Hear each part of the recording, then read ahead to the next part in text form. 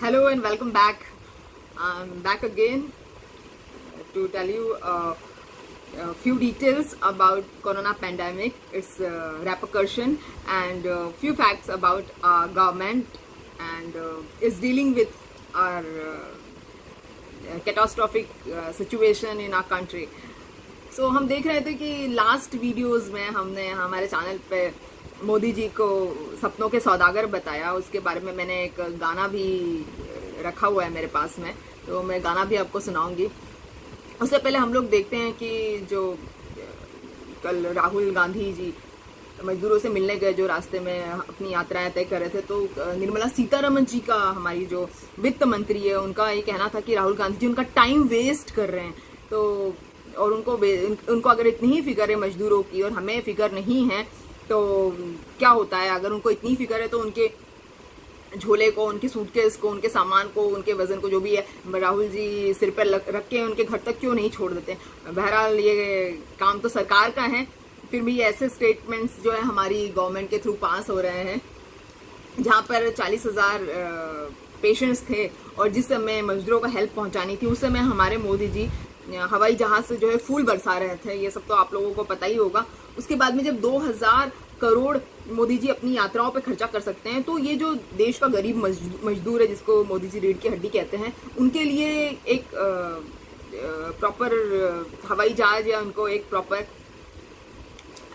निश्चित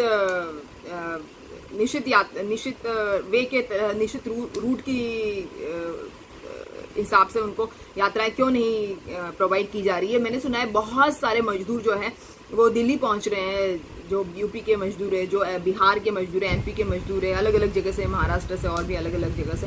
तो मुझे समझ में नहीं आ रहा कि ऐसा क्यों किया जा रहा है। बिकॉज वहां पर जाने के बाद में उनसे ट्रक ड्राइवर्स, टैक्सी ड्राइवर्स उनसे 5,000 3,000 रुपए वसूल कर रहे हैं और उनको अपने घर तक पहुंचाने के लिए उनको इस तरह से परेशान किया जा रहा है। मजदूर बेचारे क्या करेंगे उन घर से, उनके घर वाले उनको वहां से अपना सामान गिरवी रख के उनको 10,000, 8,000, 10,000 भेज रहे हैं, 6,000 भेज रहे हैं, जो कर्जा लेके उनको दिया जा रहा है उनकी हेल्प करने के लिए। वो टैक्सी ड्राइवरों को, ट्रक ड्राइवरों को, टेम्पो ड्राइवरों को दे रहे हैं और कोई सोशल डिस्टेंसिंग का ध्यान नहीं रखा जा रहा है और मजदूर अपने घर पहुंच रहे हैं। जब ऐसा सब कुछ खुलेआम हो रहा है तो मेरे ख्याल से कहीं ना कहीं तो सिस्टम में प्रॉब्लम है और कहीं ना कहीं तो रिश्वत दी जा रही है, कहीं ना कहीं तो ये सब हमारे देश के करप्शंस को दिखाता है। जो मोदी जी ने वायदे किए थे इलेक्शन में जीतने से पहले, ना खाऊंगा ना खाने दूंगा, यहाँ पर दिखाया जा रहा है कि कैसे खाया जा रहा है और कैसे खाने दिया जा रहा है। इसकी तस्वीर साफ होती है। आपको पता ही है 20 लाख करोड़ का क्या हुआ।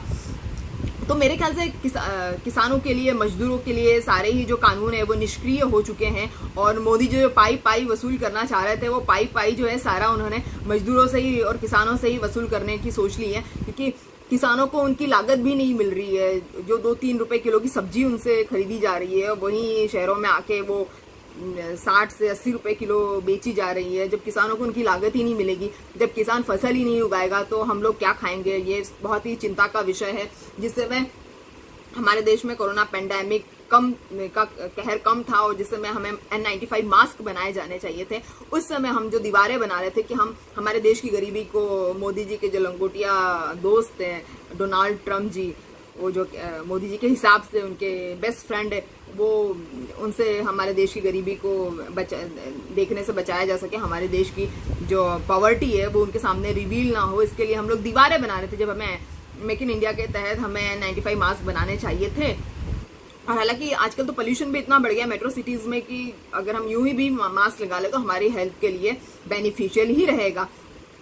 उसके बाद हम देखते हैं कि मोदी जी कहते हैं कि काफी हमारे देश में रिफॉर्म्स हुए हैं पिछले 6 सालों में। हमें तो एक भी रिफॉर्म नजर नहीं आता है, क्योंकि मनरेगा और जो भी योजनाएं मोदी जी लेके आते हैं 370, ये सारी कांग्रेस के टाइम से चली आ रही है। और ये सारी योजनाएं जो है, ये कोई न्यू इंट्रोडक्शन जो है, पहल जो है मोदी सरकार की तरफ से नहीं हुई है। और ये देखा जा रहा है कि मोदी सरकार ने देश में पूंजीपतियों और मजदूरों के बीच का जो गैप है वो बहुत ज़्यादा बढ़ा दिया है। किसी भी तरह की समानता देश में नहीं लाई जा रही है, क्योंकि जब किसानों के छोटे मोटे कर्जे माफ़ नहीं होते, किसान सुसाइड कर लेते हैं, तो हमारे देश की आर्थिक व्यवस्था पे बहुत ही बुरा प्रभाव पड़ता है। जबकि 3,16,000 करोड़ रुपए जो है वो पूंजीपतियों के माफ कर दिए गए हैं।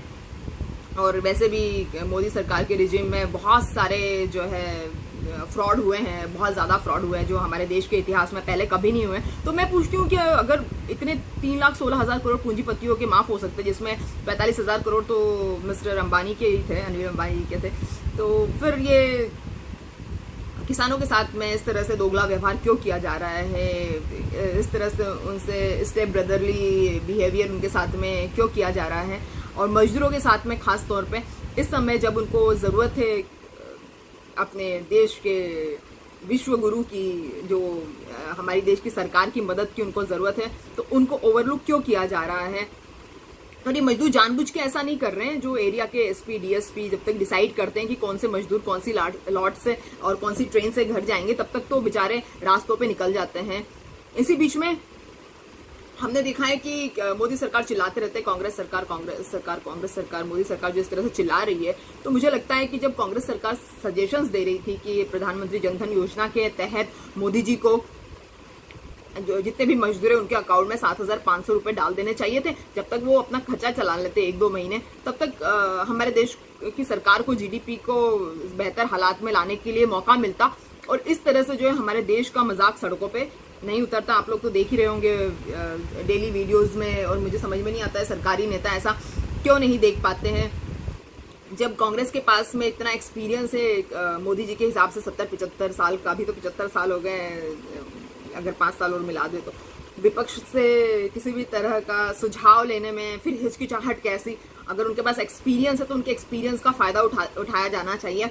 लेकिन एक बहुत अच्छी खबर आ रही है। अच्छी खबर ये है कि राहुल गांधी जी ने ये बताया था प्रेस कॉन्फ्रेंस में, हालांकि उन्होंने during this corona Rahul Gandhi ji ने की ये तीसरी प्रेस कॉन्फ्रेंस थी, उन्होंने बताया कि जो है रेड जोन जो है ग्रीन जोन एक्चुअली, और ग्रीन जोन जो है रेड जोन है अकॉर्डिंग टू द राज्य सरकार और सीएम और डिस्ट्रिक्ट मजिस्ट्रेट। इसका भी संबित पात्रा जी ने काफी मजाक उड़ाया। वैसे तो मैं बता दूं कि आपको सबसे पहले जो कांग्रेस के बीजेपी के जितने भी नेता हैं, बीजेपी के नेताओं के लिए हर कोई जो है पप्पू चप्पू और बबलू और चिंपू और उल्लू इस तरह की जो संज्ञाएं देने में इनको कोई फर्क नहीं पड़ता। और इस तरह से ये लोग अपना एंटरटेनमेंट करते हैं, काम कुछ नहीं करते। रिपोर्ट कार्ड इनके पास दिखाने के लिए नहीं है कि इन्होंने पिछले सालों में क्या काम किया है और किस तरह से इन्होंने देश के स्ट्रक्चर को या प्रगति को इन्होंने बढ़ाया है, ऐसा इनके पास दिखाने के लिए कुछ नहीं है। हाँ, इस तरह की संज्ञाएं देने के लिए हमेशा तैयार रहते हैं। तो कांग्रेस प्रवक्ता जो संबित पात्रा, इन्होंने एक 6 सेकंड का राहुल गांधी जी का वीडियो बनाया था, जिसमें और ट्विटर पर डाला भी उसको 6 सेकंड का मात्र, और ये इसमें कहा गया था कि राहुल गांधी जी को पता ही नहीं है कि ग्रीन जोन कौन सा किसको कहते हैं और रेड जोन किसको कहते हैं, जबकि राहुल गांधी जी अपने सजेशंस दे रहे थे मोदी जी को। और क्या रहता है कि जो रेड जोन है और ग्रीन जोन है ये पीएमओ ऑफिस से डिसाइड नहीं होना चाहिए, जबकि ये डिसाइड होना चाहिए डिस्ट्रिक्ट मजिस्ट्रेट के द्वारा या सीएम द्वारा। तो उनसे किसी ने क्वेश्चन पूछा था, तो उन्होंने कहा था कि मुझे एक ताकतवर प्रधानमंत्री नहीं, मुझे कई सारे ताकतवर चीफ मिनिस्टर्स चाहिए, बहुत सारे ताकतवर मुझे डिस्ट्रिक्ट मजिस्ट्रेट चाहिए जो कोरोना पेंडेमिक को लड़ने में हमारी देश की जनता की मदद करें, क्योंकि हालात बहुत ही कैटास्ट्रॉफिक हो गए हैं। उसके बाद हम देखेंगे कि जो मोदी सरकार है वो कुछ भी मतलब दूसरों का किया धरा जो है वो अपने सिर पे ले लेती है, कि दूसरे का क्रेडिट लेने के लिए हमेशा तत्पर रहती है, हमेशा तैयार रहती है कि दूसरों का क्रेडिट कैसे अपने जेब में रखा जाए, इसके लिए हमेशा मोदी सरकार रेडी रहती है। जैसे कांग्रेस सरकार ने, हम देख रहे हैं कांग्रेसियों ने और भी समाज सेवकों ने और बहुत सारी एनजीओज ने मजदूरों को बहुत सारा खाना और दूध और पानी इस तरह की व्यवस्थाएं की है। लेकिन स्मृति ईरानी जी, अभी एक और नेता सामने आ रही है, उन्होंने बयान जारी किए हैं कि हमने 80 करोड़ परिवारों को राशन प्रोवाइड किया है, और जबकि 86% प्रवासी मजदूरों को खाना सरकार के द्वारा नहीं दिया गया है। ये एक रिपोर्ट सामने आई है। तो जब स्मृति ईरानी जी, आपने 80 करोड़ परिवारों को आपने राशन प्रोवाइड किया है, तो अगर एक परिवार में मान लो 2 से 3 सदस्य हैं, तो फिर मेरा ख्याल है कि हमारे देश की तो इतनी पॉपुलेशन ही नहीं जितने लोगों का आपने राशन प्रोवाइड किया है, और हमारे देखने में तो ऐसा कोई भी परिवार नजर नहीं आ रहा है हमें डे टू डे बेसिस पे जिनको आपने राशन प्रोवाइड किया। तो सारा राशन गया कहाँ? उसके बाद में एक और बयान आ रहा है कि इन्होंने 9 करोड़ गर्भवती महिलाओं को इन्होंने राशन दिया है, जबकि हमारे देश में 35% वयस्क महिलाएं हैं, जिसमें से मेरे ख्याल से हर दूसरी या तीसरी महिला प्रेग्नेंट नहीं होगी जिनको इन्होंने राशन प्रोवाइड किया। आपको पता है स्मृति ईरानी जी अपने झूठ बोलने की आदत में काफी माहिर है, इसकी वजह से जानी जाती है। कभी ये बीकॉम की डिग्री ले लेती है, कभी ये बीए की डिग्री ले लेती है। इस तरह से इनके जो है झूठ जो है वो जो है लगातार चलते रहते हैं। और जिस तरह से जो नेता आते हैं, आपको पता होगा एक संबित पात्रा जी जो कांग्रेस के प्रवक्ता है, उनका एक और बयान इसी तरह से था। जब अभी जो 6 सेकंड की वीडियोस में राहुल गांधी जी का मजाक उड़ा रहे हैं, उनका एक और वायरल हुआ था स्टाइल, जिसमें वो कह रहे थे कि आलू निकालूंगा इधर से सोना डालूंगा, इधर से आलू डालूंगा उधर से सोना निकालूंगा, जिसमें वो टीज कर रहे हैं राहुल गांधी जी को। और राहुल गांधी जी को बता रहे हैं कि मतलब राहुल गांधी जी बहुत ही ज्यादा मतलब पप्पू हैं उनके हिसाब से, और वो आलू से सोना बना लेंगे, समथिंग लाइक दैट। सो जबकि राहुल गांधी जी प्रधानमंत्री जी के किसानों के लिए दिए गए किसी स्पीच को वो कोट कर रहे थे, और जैसे प्रधानमंत्री जी कहते हैं कि आलू ऐसा उगेगा कि मतलब ऐसा लगेगा सोने की फसल, इस तरह से कीमतें आएगी, और वॉट एवर में भी प्रधानमंत्री जी मेंट। तो संबित पात्रा जी ने इस तरह से उनका आलू और वो सोने वाला मजाक उड़ाया था कि आलू से सोना निकालूंगा, आलू से सोना निकालूंगा, ऐसा राहुल गांधी जी बोलते हैं। और कांग्रेस सरकार और काफी सारी एनजीओज जो है बहुत सारी बसेस का अरेंजमेंट कर रही है, जिनको नाके पर ही चेक पोस्ट पे पुलिस द्वारा रुकाया जाता है दिल्ली में। उनकी बसेस घंटों खड़ी रहती है, जिससे मजदूरों की यातनाएं जो है वो देखने लायक नहीं है। वो ऑलरेडी बहुत ज्यादा परेशान हो चुके हैं। आज करीब 50-55 दिन हो गए हैं मजदूर सड़कों पर ही है, तपती धूप में उनके पैसे खत्म हो गए, उनके मोबाइल का रिचार्ज खत्म हो गया है।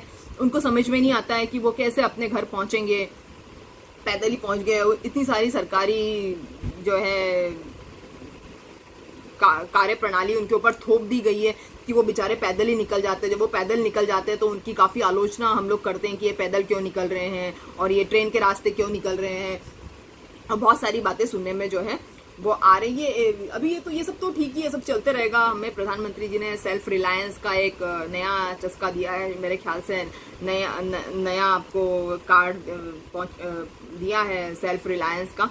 और ये भी कोई प्रधानमंत्री जी के दिमाग की उपज नहीं है। मेरे ख्याल से इंदिरा गांधी जी ने 1970 या 71 में हमारे देश के सेल्फ रिलायंस और यूथ को उन्होंने काफी अप्रिशिएट किया था एक उनके बयान में। तो सेल्फ रिलायंस तो है ही, हमारे मजदूर जो अपनी खुद की तकलीफों के बावजूद और अपनी फाइनेंशियल तकलीफों के बावजूद और महामारी के चलते जो अपने खुद के रिस्क पे इतनी दूर दूर का सफ़र तय कर रहे हैं और इतने दूर दूर तक जा रहे हैं। और मेरा ख्याल है कि इस तरह से नहीं होना चाहिए था। सारे जो मजदूर हैं वो मेरे ख्याल से सरकार को किस तरह से समझ रहे होंगे, कोस रहे होंगे, जो कि मोदी सरकार के जो भी अंधभक्त हैं या गोदी मीडिया है। हालांकि मैं गोदी मीडिया का आपको जो है ये वर्ड डिस्क्राइब कर दूं कि गोदी मीडिया वो मीडिया होती है जिसका सरकार की गोद में बैठे बगैर जिसका काम नहीं चल सकता है, उसको गोदी मीडिया कहते हैं। और ये अंधभक्त जो है इनको भी शायद समझ में नहीं आ रही है मजदूरों की प्रॉब्लम्स की, मजदूरों को क्या प्रॉब्लम्स फेस करनी पड़ रही है और वो किस तरह से अपने घर पहुंचेंगे। जैसे CARC के चलते, जबकि मोदी जी विश्व गुरु बनने निकले थे और मोदी जी राजगुरु, धर्म गुरु, पता नहीं कौन कौन से गुरु बनने निकले थे, और अब जो है वो हमारे ही देश के मजदूर जो है उनको ही यातना दी जा रही है। तो ये बाहर के लोगों को कैसे धार्मिक यातनाओं के चलते और सामाजिक कष्टों के चलते उनको हमारे देश में लाएंगे और उनको रखेंगे कहाँ, ये तो हम लोग डिस्कस कर ही चुके हैं। हालांकि हमारे प्रधानमंत्री जी के जो लंगोटिया यार है फिर से डोनाल्ड ट्रम्प जी, तो उनकी तरफ से उनकी ट्रम्प सरकार की तरफ से, अमेरिकन सरकार की तरफ से एक उनका डिपार्टमेंट है ह्यूमन रिसर्च के चलते, वहाँ से एक नोटिस आया हुआ है जिसमें बताया है कि CAA के चलते, सिटीजन अमेंडमेंट एक्ट के चलते सफूरा जरगर को इन्होंने गिरफ्तार करके तिहाड़ जेल में डाल दिया है, जो एक प्रेग्नेंट महिला थी जो साइलेंटली विरोध कर रही थी सीएए का। तो इसका सवाल, इसके लिए बहुत भारत सरकार को क्रिटिसाइज किया गया है और भारत सरकार से इसके बारे में सवाल का जवाब भी मांगा है, जिसका जवाब हमारी सरकार के पास में नहीं है। हमारी सरकार बस कहती है कि हमने काम किया है। क्या काम किया है? उद्योगपतियों के लिए काम किया है, पूंजीपतियों के लिए काम किया है। इतने करप्शन बढ़ गए हैं, इतने पूंजीपति जो है मोदी सरकार के रिजीम में भाग गए हैं, जिसके बारे में बताना बिल्कुल अगर मैं बताने लगूंगी तो बहुत लंबा टाइम निकल जाएगा। बताना एक साथ इतना सब बता पाना पॉसिबल नहीं है एक वन वीडियो में। एक सरकार का काम होता है कि देश में पूंजीपति और मजदूर वर्ग के बीच में थोड़ी सी समानता को स्थापित करना और देश से गरीबी को हटाना, जो हमारी सरकारों का काम होता है मोस्टली। मगर मुझे लगता है कि मोदी सरकार ने उस डिस्टेंस को बहुत ज़्यादा बढ़ा दिया है और पूंजीपति और मजदूरों के बीच में ऐसी खाई बना दी है जिसको सालों सालों तक भरना, उस खाई को बहुत ही, उस डिच को भरना जो है सालों सालों तक बहुत मुश्किल है। और ये सारी बातें तो आपने सुनी ली। अभी हम लोग देखते हैं कि कोरोना के चलते जब करप्शन हो रहा है, राफेल वफेल के घोटाले तो ठीक है अपनी जगह पे, कोरोना के चलते जो इस समय बातें निकल के सामने आ रही है कि एक कोरोना पेशेंट का जो खर्चा है हॉस्पिटल में वो 50 से 60 रुपए का खाना वो खाता है, लेकिन उसको लिस्टिंग करते हुए, इतना भ्रष्टाचार है, लिस्टिंग करते हुए उसको 2440 रुपए पर पेशेंट बताया जा रहा है, जो कि बहुत बड़ा अमाउंट है। और मोदी जी तो कहते थे कि ना खाऊंगा ना खाने दूंगा, यहाँ तो खाया भी जा रहा है और खिलाया भी जा रहा है। तो ये सब क्या है? मैं सवाल पूछना चाहूंगी मोदी जी से कि ये क्या है।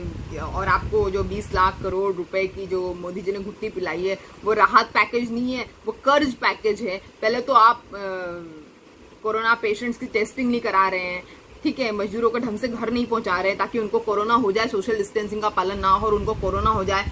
और अब जब वो अपने घर जाना चाह रहे हैं तो उनको परेशान कर रहे हैं। जो वो हॉस्पिटल में है तो उनके खाने से लेके, उनकी किट से लेके हर जगह करप्शन इतना ज़्यादा फैला हुआ है। हालांकि अब जब किट की बात निकली तो मैं आपको बता दूं कि हमारे देश के एक इम्पोर्टर ने, एक प्राइवेट इम्पोर्टर ने, एक ही इम्पोर्टर होगा, राइट, हमारे देश की इतनी बड़ी पॉपुलेशन, हम टेस्टिंग चिल्ला रहे हैं, लेकिन एक ही इम्पोर्टर है और एक ही डिस्ट्रीब्यूटर भी है।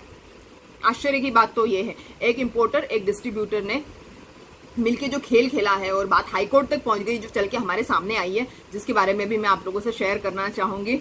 और बात ये सामने आई है निकल के कि इम्पोर्टर ने चाइना की किसी कंपनी से, चाइनीज सरकार से नहीं, और हमारी सरकार ने भी इस डील को नहीं किया है, पर्सनली नहीं किया, जबकि हम टेस्टिंग किट चिल्ला रहे थे। तो जब ये सब मामला सामने आया, हाईकोर्ट तक पहुंचा, तो हमें समझ में आया कि इस प्राइवेट इम्पोर्टर का नाम था मैट्रिक्स लैब, इस प्राइवेट इम्पोर्टर का नाम था।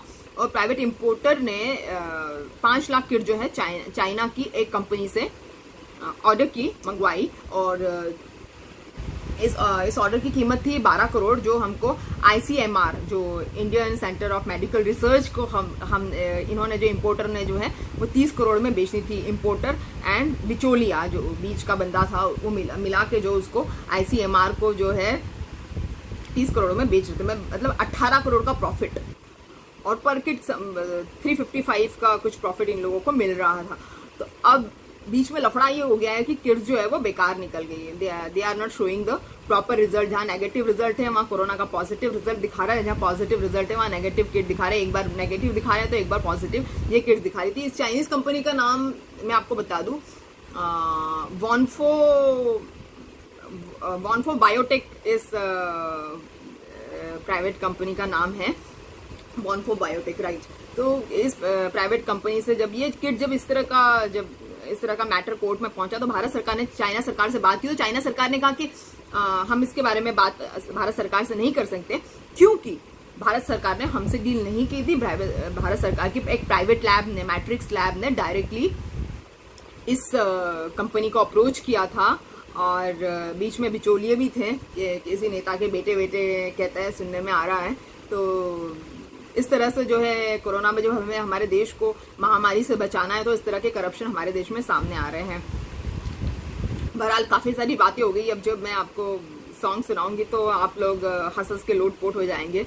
और जो सॉन्ग है सपनों के सौदागर, तो मैं आपको सुनाना चाहूंगी।